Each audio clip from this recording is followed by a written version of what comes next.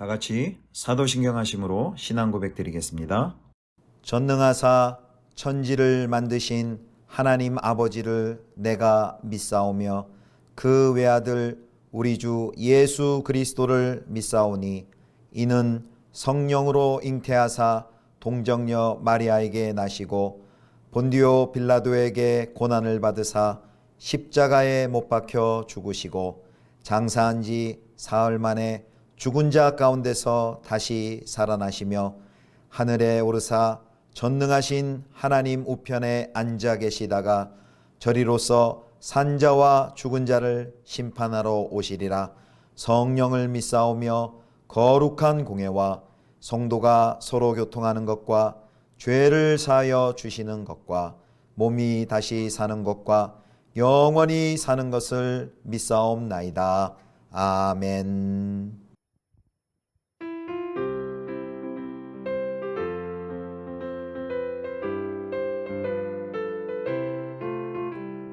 주 십자가를 지심으로 죄인을 구속하셨으니 그 피를 보고 믿는 자는 주님의 진노 면하겠네. 흉악한 죄인 회수라도 예수는 늘 구원하네. 온몸을 피에 담글 때에 주님의 진노 면하겠네. 내가 그 피를 유월절 그 양의 피를 볼 때에 내가 널 넘어서 가리라. 심판할 때에 모든 백성 행한 일대로 보응받네. 주님의 피로 죄 씻으면 주님의 진노 면하겠네. 내가 그 피를 유월절 그 양의 피를 볼 때에 내가 널 넘어서 가리라. 그 주의 사랑 그 신은혜 보혈의 능력 의지하세. 심판의 불이 내릴 때에 주님의 진노 면하겠네. 내가 그 피를 유월절 그 양의 피를 볼 때에 내가 널 넘어서 가리라.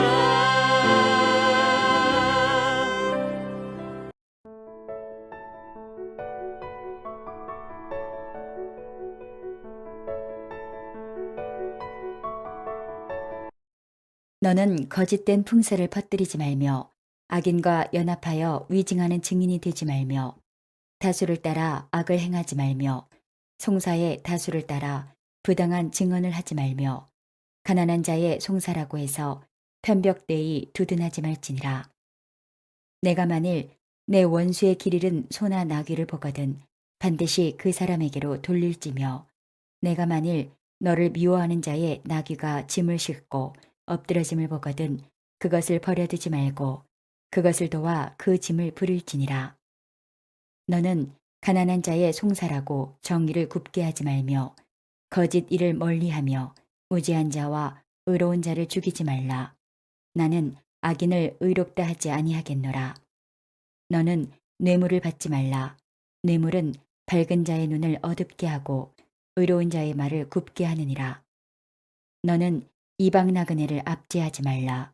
너희가 애굽 땅에서 나그네 되었었은즉 나그네의 사정을 아느니라. 너는 6해 동안은 너의 땅에 파종하여 그 소산을 거두고 7째 해에는 갈지 말고 묵혀두어서 내 백성의 가난한 자들이 먹게 하라. 그 남은 것은 들짐승이 먹으리라. 내 포도원과 감람원도 그리할지니라. 너는 6세 동안에 내 일을 하고 7째 날에는 쉬라. 내 소와 나귀가 쉴 것이며 내 여종의 자식과 나그네가 숨을 돌리리라. 내가 내게 이른 모든 일을 삼가 지키고 다른 신들의 이름은 부르지도 말며 내 입에서 들리게도 하지 말지니라. 너는 매년 3번 내게 절기를 지킬지니라. 너는 무교병의 절기를 지키라.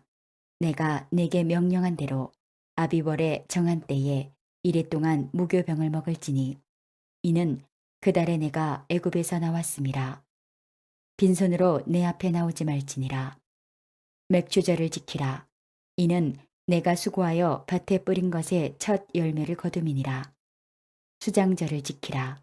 이는 내가 수고하여 이룬 것을 연말에 밭에서부터 거두어 저장함이니라. 내 모든 남자는 매년 3번씩 주 여호와께 보일지니라. 너는 내 제물의 피를 유교병과 함께 드리지 말며 내 절기 제물의 기름을 아침까지 남겨두지 말지니라. 내 토지에서 처음 거둔 열매의 가장 좋은 것을 가져다가 너의 하나님 여호와의 전에 드릴지니라. 너는 염소 새끼를 그 어미의 젖으로 삼지 말지니라. 성도 여러분 사랑합니다. 오늘 9월 30일 목요일 좋은 날입니다. 오늘도 주님 안에서 행복한 9월의 마지막 날 되기를 축복합니다. 오늘 본문은 출애굽기 23장 1절에서 19절입니다. 오늘 설교의 제목은요. 공정, 쉼, 그리고 축제입니다. 오늘 주제가 이 3가지입니다. 제목에 나와 있는 것처럼 특별히 이제 23장은 22장에서부터 시작된 언약서, 언약의 책에게 이제 마지막 결론에 해당하는 부분입니다. 자, 3가지 주제 중에요. 이제 첫 번째 공정한 재판에 관한 내용이 1절부터 9절까지가 기록이 되어 있습니다.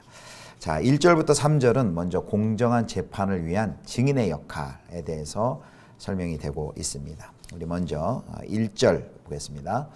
너는 거짓된 풍설을 퍼뜨리지 말며 악인과 연합하여 위증하는 증인이 되지 말며. 여기 거짓된 풍설을 퍼뜨리지 말라라는데 요즘식으로 얘기하면 뜬소문, 가짜뉴스 퍼뜨리지 말아라 라는 그런 뜻입니다. 또 악인과 연합해서 위증해서는 안 된다라는 말씀을 주고 있습니다. 자, 2절입니다. 다수를 따라 악을 행하지 말며 송사의 다수를 따라 부당한 증언을 하지 말며.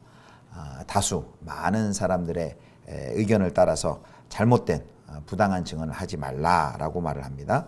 자, 3절에 가난한 자의 송사라고 해서 편벽되이 두둔하지 말지니라. 예, 가난한 자의 송사라고 해서 치우쳐서 두둔해서는 안 된다. 물론 가난한 자, 약자를 위한 보호 당연히 해야 되겠지만 그렇다고 사법적 정의가 어떠한 경우에도 편파성을 보이면 안 된다. 정의를 실천해야 한다라는 말씀입니다. 그래서 이 3절 말씀은 6절과도 자연스럽게 연결이 됩니다. 우리 6절 보겠습니다.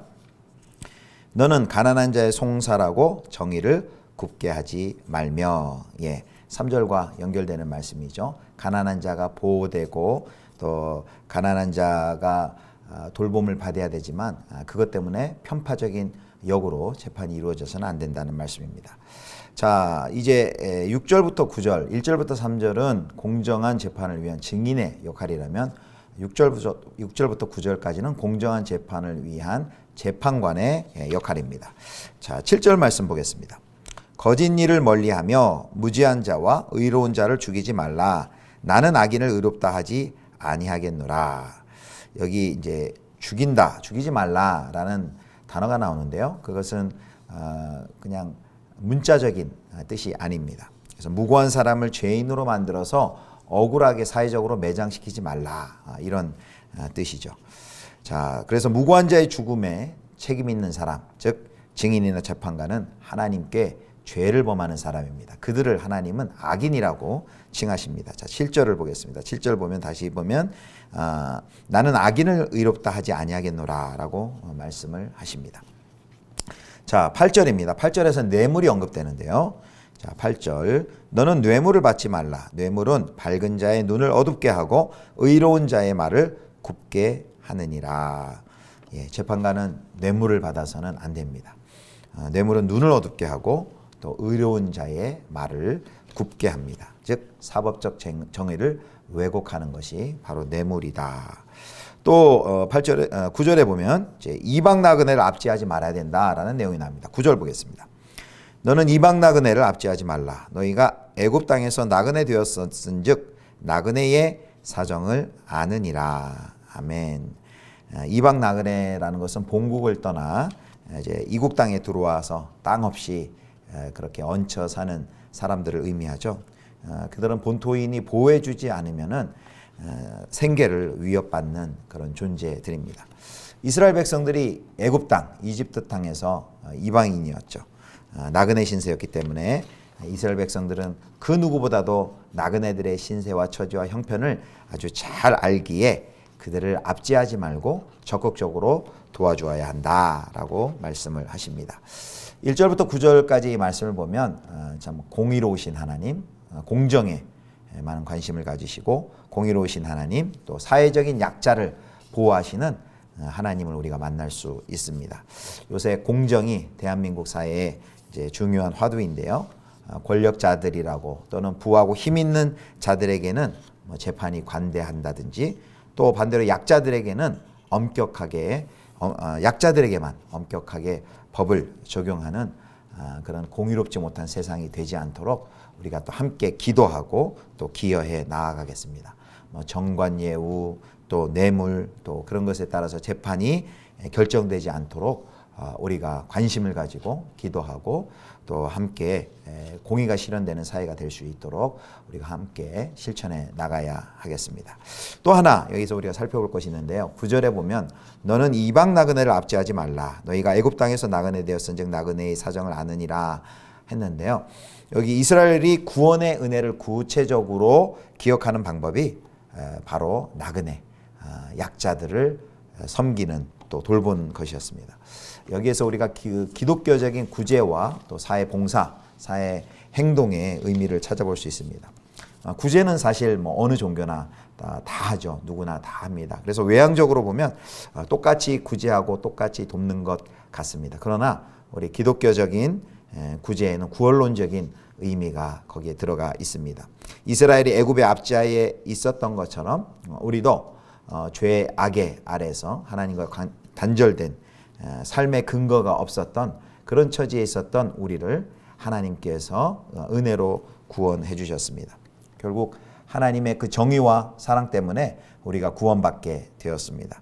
그래서 우리가 약자들을 섬기고 그들을 도와준다는 것은 바로 그런 의미입니다. 우리도 전에는 이렇게 약하고 근거가 없는 그런 존재였는데 하나님의 은혜로 구원받았다라는 것을 그 약자들을 돌보며 섬기면서 우리가 기억하고 감사하는 것입니다. 구원론적인 의미를 확인하는 것이 바로 우리 그리스도인들의 봉사와 섬김입니다. 최근 아프간에서 특별 기여자 약 370여 명이 우리나라에 들어와서 지금 거주하고 있습니다. 사회적으로도 많은 또 이슈가 되었는데요. 지난달에 저희 교단 신문을 보니까 한국 세계선교협의회 또 한국교회 봉사단이 성명을 발표했더라고요. 그들을 특별히 아프간에서 들어온 난민들, 특별 기여자들을 잘 섬기고 정착하는 일에 한국교회가 이 일에 좀 힘쓰고 섬김에 진력하겠다라는 그런 성명을 발표한 기사를 보았습니다. 참 기뻤습니다. 당연히 우리가 그렇게 해야 하고 그렇게 우리가 그들을 섬겨야 할 것입니다. 이런 사회적인 분위기가 되도록 우리 그리스도인들이 그러한 일에 먼저 마음을 쓰고 또 앞장서고 그렇게 하면 참 좋을 것 같습니다. 우리가 중간에 4, 5절은 살펴보지 않았는데요. 4, 5절은 그냥 짧게 지나가겠습니다. 4, 5절에 보면 원수라 할지라도 비록 원수라 할지라도 도울 것을 말씀을 하십니다. 인간관계가 객관적으로 올바른 행동을 취하는 것을 방해해서는 안 된다. 라는 그런 교훈이 들어 있습니다. 거기는 넘어가고요. 이제 두 번째 주제, 이제 안식에 관한 쉼에 대한 주제인데요. 10절부터 13절. 그래서 먼저 안식년에 대한 것이 10절, 11절에 나오고요. 안식일에 대한 준수가 12절, 13절에 나옵니다. 안식년이라는 것은 6해 동안 일하고 이제 7째 해에는 밭을 갈지 않죠. 그래서 땅이 원기를 회복할 수 있도록 합니다. 그리고 그때 땅에서 스스로 나는 그런 열매들은 가난한 자들과 동물들의 몫이 됩니다. 안식년 규례는 레위기 25장에 아주 자세하게 나와 있습니다. 그 다음에 이제 안식일 규정이 12절 13절인데요. 특별히 거기 여종의 자식 나그네가 쉬도록 하는 약자에 대한 배려가 돋보입니다. 우리 12절 말씀 보겠습니다. 출애굽기 23장 12절. 너는 엿새 동안에 내 일을 하고 일곱째 날에는 쉬라. 내 소와 나귀가 쉴 것이며 내 여종의 자식과 나그네가 숨을 돌리리라. 아멘. 성도 여러분, 우리는 언제 안식할 수 있습니까? 우리가 안식할 수 있을 때는 우리의 생존이 정말 하나님께 달려있다라는 것을 믿을 때 우리가 쉴 수 있고 안식할 수 있습니다. 그리고 안식할 때 인간의 존엄성이 유지됩니다. 인간은 기계가 아니죠. 이 사회를 과로사회, 또 뭐 중독사회라고 말합니다. 또 우리 한국인들 하면 일 많이 하기로, 일 중독으로 유명하지 않습니까? 그런 한국 사회는 점점 더 안식할 수 없는 사회적인 구조로 만들어지고 있는 것 같습니다. 그런 사회 속에서 참 주님 안에서 주님이 주시는 주님을 온전히 신뢰하며 생사여탈의 주관을 하나님께서 하신다라는 그 하나님을 신뢰함으로 하나님이 주시는 그런 참된 안식이 우리의 삶 가운데 온전히 회복되길 바랍니다. 자, 이제 13절에는 이 모든 계명을 이제 매듭짓는 이제 중간 요약의 진술이 있는데요. 13절 보겠습니다. 내가 내게 이른 모든 일을 삼가 지키고 다른 신들의 이름은 부르지도 말며 내 입에서 들리게도 하지 말지니라. 이 요약이 어디서 많이 들어본 것 같지 않습니까? 맞습니다. 10계명의 1계명으로 돌아가고 있습니다. 이 언약의 책은 결국 이 10계명과 연관되어 있는 것이고 더 좁히면 10계명의 제1계명과 이 계명이 녹아져 있습니다. 자, 오늘 마지막 주제는요. 이제 세절기, 세 개의 절기에 대한 것인데요. 14절부터 17절입니다. 하나님께서 이스라엘에게 다양한 절기를 주셨는데요. 오늘 본문에 이제 세 가지가 나옵니다. 15절에는 애굽에서부터 해방을 기념하는 무교병의 절기, 즉 이제 무교절이라 부르는 절기가 있고요. 그리고 16절에는 미래 첫 추수를 감사하는 맥추절, 오순절이라고도 부르는 맥추절이 나와 있고요. 그리고 16절 이제 하반절에는 곡식을 저장해서 창고에 저장하는 수장절, 보통 초막절, 장막절이라고 불리우죠. 이 세 가지 절기가 나와 있습니다. 왜 하나님께서 절기를 이스라엘 백성들에게 주셨을까요? 절기는 사실 어떤 지켜야 된다라는 의무 이전에 그 하나님의 사랑하심, 또 하나님의 구원하심, 또 하나님의 공급하심을 기억하고 감사하는 축제의 절기다라는 것을 기억해야 됩니다. 특별히 여기 3대 절기는요, 하나님께서 행하시는 그 구원의 역사를 요약해서 설명을 해줍니다. 그래서 이제 첫 번째 그 6월 무교절은요, 예수 그리스도의 죽으심을 이야기해주는, 말해주는 유교절과 연관이 되어 있고요. 그 다음에 이 맥추절은 이제 오순절이라고도 하는데 예수 그리스도의 부활과 연관되는 절기입니다. 그리고 마지막으로 이제 초막절, 장막절, 수장절이라고 하는 이 절기는 예수 그리스도의 다시 오심, 재림을 기억해주는 절기입니다. 그래서 이 절기를 지키며 이스라엘 백성들은 하나님께서 행하신, 자신들에게 행하신 그 구원의 역사를 기억하며 감사할 수 있었습니다. 기쁨으로 거둔 것을 하나님께 드리며 공동체가 함께 기뻐하고 찬양하며 즐거워하는 축제를 즐겼던 것이죠. 그래서 그 시간들은 그 창조와 그 구원의 하나님을 배우고 그 공동체를 실감하는 시간이었습니다. 자, 오늘 세 가지 주제 배웠죠. 공정에 대한 것, 또 쉼, 안식에 대한 것, 그리고 축제, 절기에 대한 것을 배웠습니다. 하나님의 나라는 공정하고요. 또 하나님의 나라는 안식과 쉼이 있고, 또 하나님의 나라는 기쁨이 가득한 축제와 같은 나라입니다. 약자가 재판 과정에서 불이익을 당하지 않게, 또 모두가 안식과 쉼을 누리고, 또 공동체가 함께 기쁨을 누리는 주님의 나라가 우리 가운데 임하기를 함께 기도하며 순종함으로 나아가는 우리 사랑하는 모든 성도님들 되실 수 있기를 주님의 이름으로 축원합니다. 기도하겠습니다. 하나님 아버지, 약한 자가 쉼을 누리고 부당한 대우를 받지 않는 하나님의 공의와 사랑이 드러나는 이 나라가 되게 하여 주옵소서. 쉼이 없는 세상에 참된 주님을 신뢰하며 주님이 주시는 참된 안식을 경험할 수 있게 하여 주옵소서. 또한 우리의 삶이 주 안에서 축제가 되게 하여 주시옵소서. 우리 구주 예수 그리스도의 이름으로 기도드립니다. 아멘. 주님 가르쳐 주신 기도하겠습니다.